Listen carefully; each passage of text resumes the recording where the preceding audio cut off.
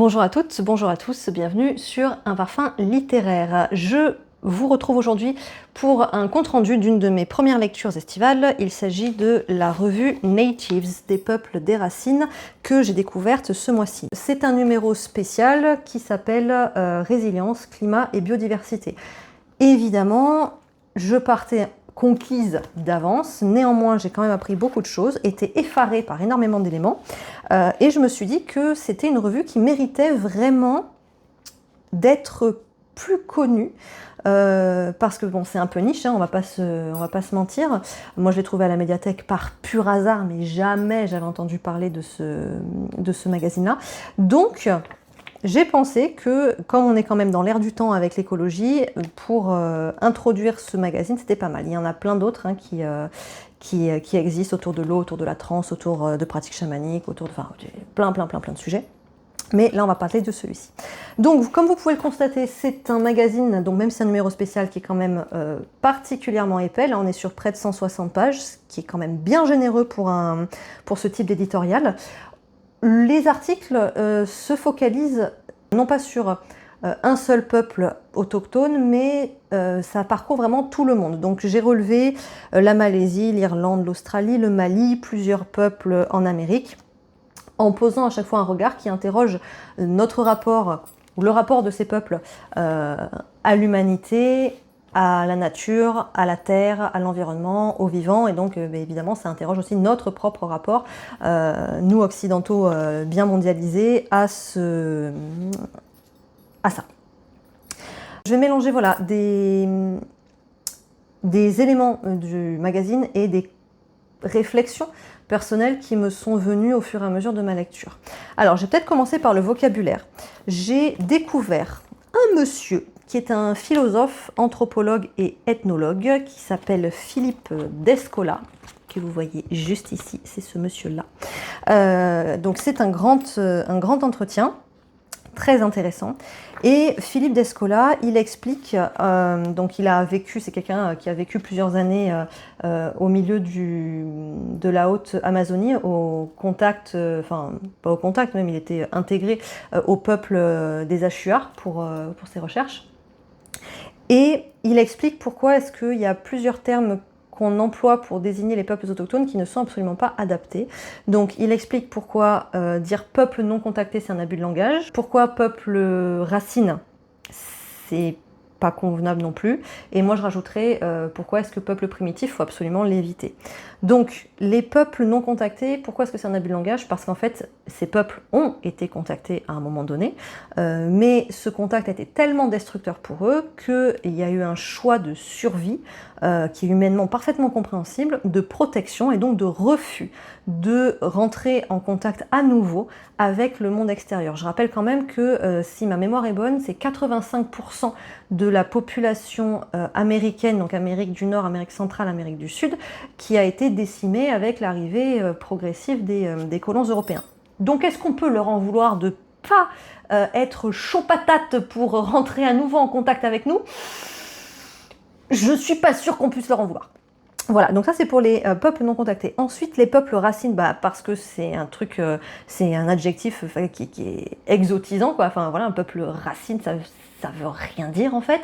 Et enfin, la notion de peuple primitif. Alors, heureusement, c'est pas quelque chose, c'est pas une appellation que je trouve souvent dans mes lectures. Néanmoins, ça a été une appellation pendant plusieurs années, même si c'était plutôt dans les siècles passés. Et c'est du coup évidemment extrêmement dégradant et péjoratif, puisque en fait on est bercé depuis des siècles par l'idée d'un progrès qui serait forcément quelque chose de positif et associé à des civilisations avancées, civilisées, par opposition à des civilisations qui seraient inférieures, estimées stupides, arriérées, sous-développées, etc., etc. Donc, cette notion de primitivité, elle est extrêmement humiliante, puisqu'elle va même jusqu'à rapprocher ces peuples-là à ce moment-là d'animaux, et là encore, Pourquoi est-ce que ce serait dégradant d'être associé à des animaux? Parce qu'on est dans une construction, dans un schéma mental où on a une pyramide avec les hommes qui sont tout en haut et qui exploitent à l'envi les bêtes qui sont en dessous d'eux. Bêtes à prendre dans tous les sens du terme. Voilà. Donc c'est important, je crois, avant de commencer, de s'attarder un petit peu sur ces appellations et sur ce qu'elles sous-entendent, puisque en fait c'est de ce schéma de pensée-là que va découler le mépris des Occidentaux envers notamment les savoirs autochtones et ancestraux, qui aujourd'hui, heureusement, commencent à être pris au sérieux, mais qui pendant des siècles ont été mis de côté, puisqu'on n'avait de considération finalement que pour des savoirs académiques, scolaires, rationnels, prouvés par la science, blablabla. Voilà, donc la connaissance sensible de l'environnement, elle a été vraiment évacuée, comme si c'était quelque chose de... Mais non, vous vivez là depuis des milliers d'années, mais vous n'y connaissez rien. Voilà, je schématise, hein, mais c'est un petit peu ce qui s'est passé. Or, il y a certains pays qui aujourd'hui payent le prix fort de ce manque de connaissances et de savoir-faire séculaire. Et pour ça, je pense à un article en particulier qui est celui sur le feu aborigène, donc en Australie.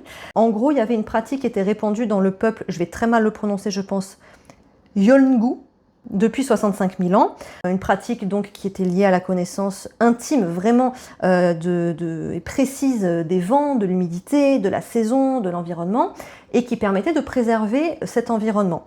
Quelle était cette pratique? C'était des brûlages réguliers, donc on met le feu, voilà, à certains endroits précis, et ça permettait d'avoir un écosystème vivant, pas de catastrophes naturelles, etc.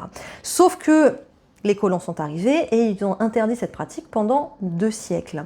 Résultat, alors je fais un lien de cause-conséquence très rapide, mais bien sûr dans l'article c'est un petit peu plus détaillé que ça.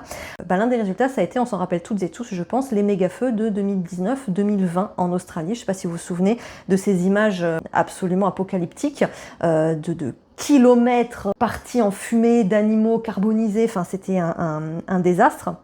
Et donc du coup, ce que souligne l'article à raison, c'est qu'en fait, ça devient plus cher de réparer les erreurs plutôt que de laisser faire les autochtones dans ce qu'ils savent faire depuis des siècles.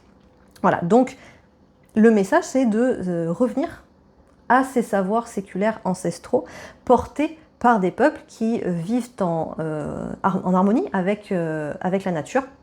Bien sûr, comme on le dit, je crois que c'est Philippe Descola qui le dit aussi, on ne peut pas, dans notre monde mondialisé, faire ça à grande échelle. Enfin, vous ou moi, on ne peut pas se mettre à vivre comme le faisaient ces peuples-là, puisqu'on n'est plus dans les mêmes environnements, on n'a plus les mêmes façons de vivre, etc., etc. Mais il faut savoir trouver un équilibre entre nos savoirs et les leurs.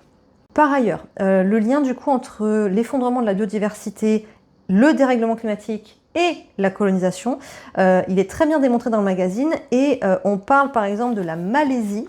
Voilà, il s'agit de cet article où on explique la façon dont en 40 ans seulement, 40 ans, c'est-à-dire que si vous avez 45 ans, c'est dans une échelle plus courte que l'intégralité de votre vie, il y a 80%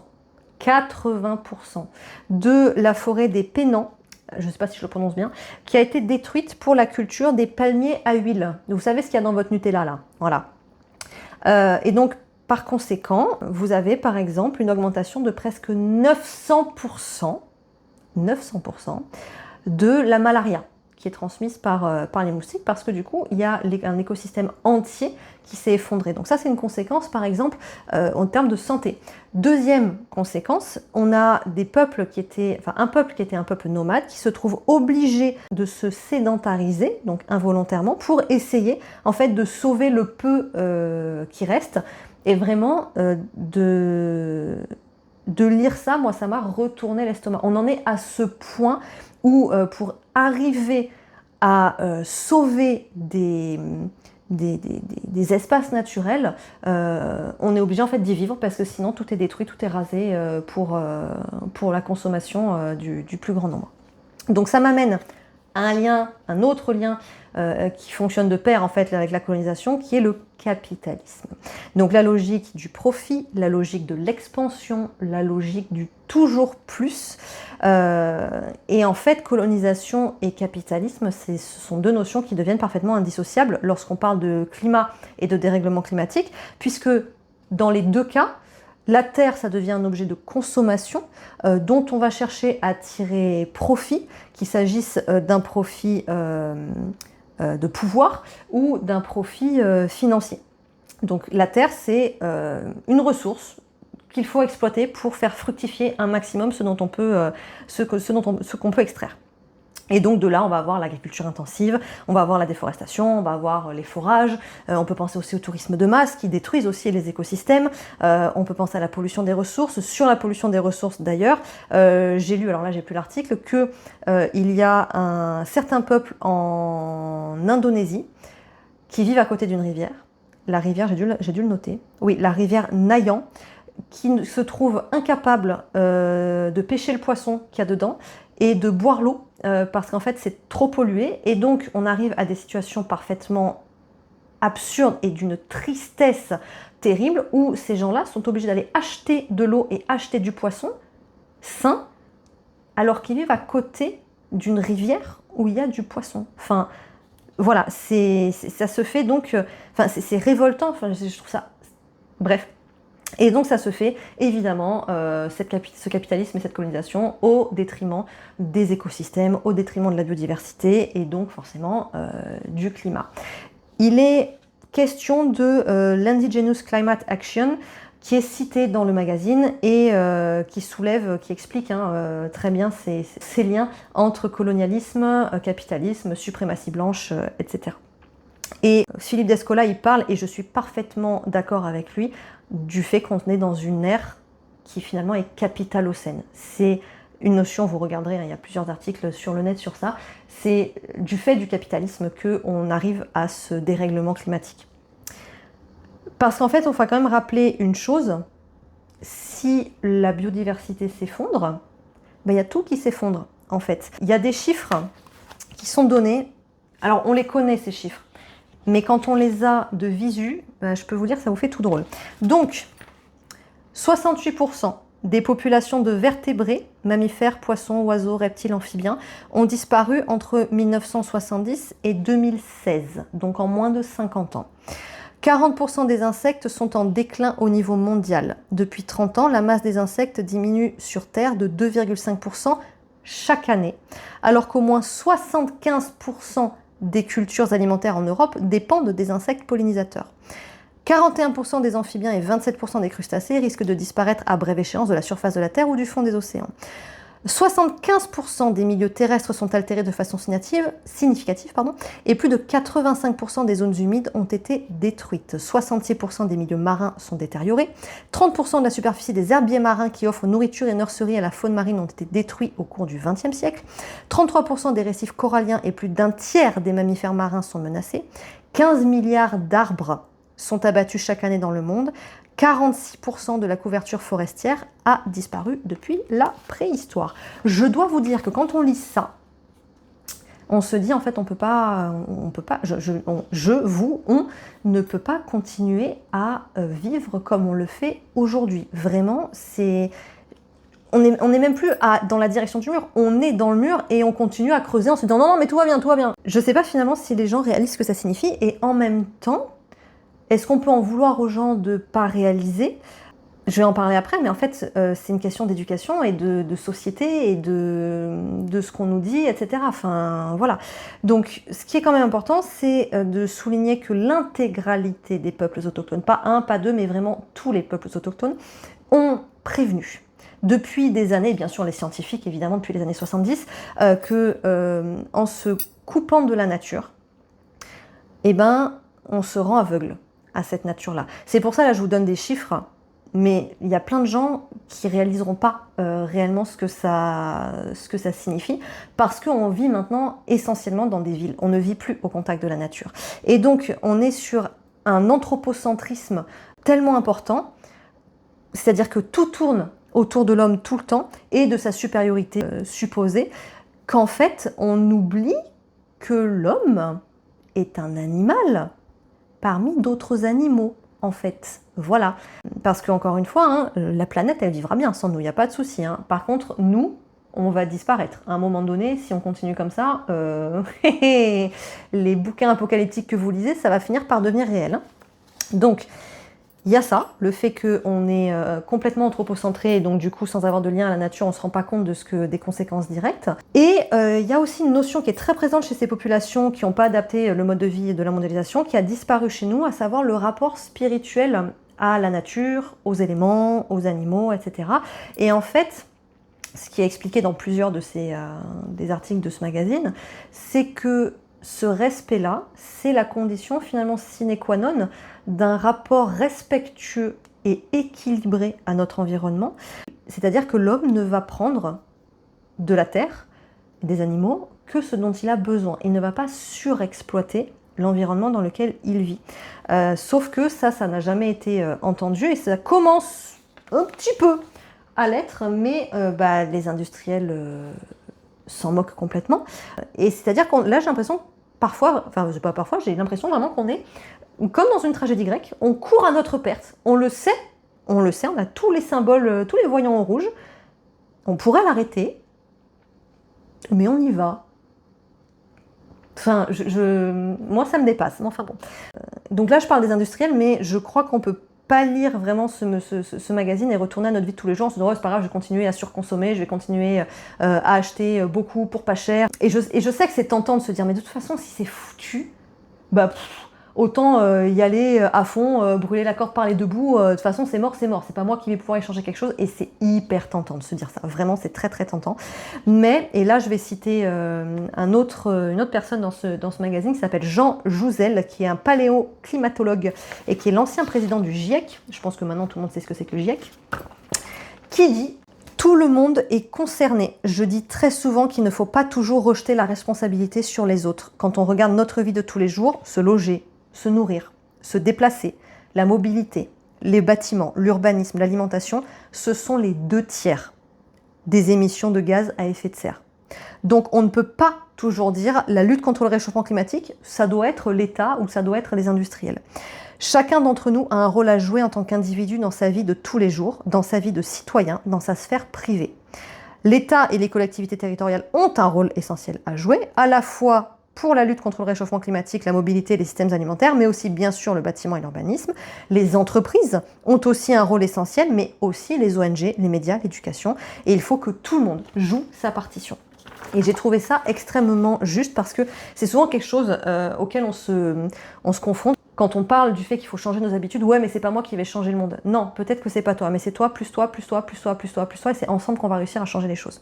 C'est peut-être une vision utopique, mais c'est Colline Serrault qui dit ça aussi dans le magazine. Elle affirme que les gens ne changent pas par pure bonté, ils changent quand ils en ont intérêt.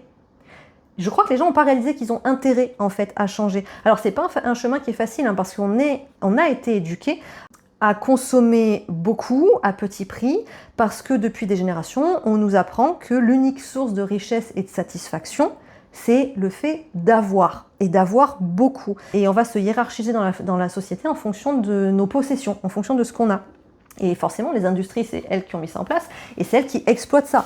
Et donc, c'est le revers de la médaille, c'est que du coup, avec ce schéma de pensée-là, on surexploite la Terre, on surexploite les ressources, on détruit la biodiversité et on participe au dérèglement climatique. Et donc, c'est ça qu'il faut changer, c'est cette mentalité-là de pour être heureux, il faut avoir, et donc il faut surconsommer pour faire comme tout le monde. Alors, je pense, là c'est vraiment mon avis personnel, je pense que le changement des mentalités c'est quelque chose qui est extrêmement long.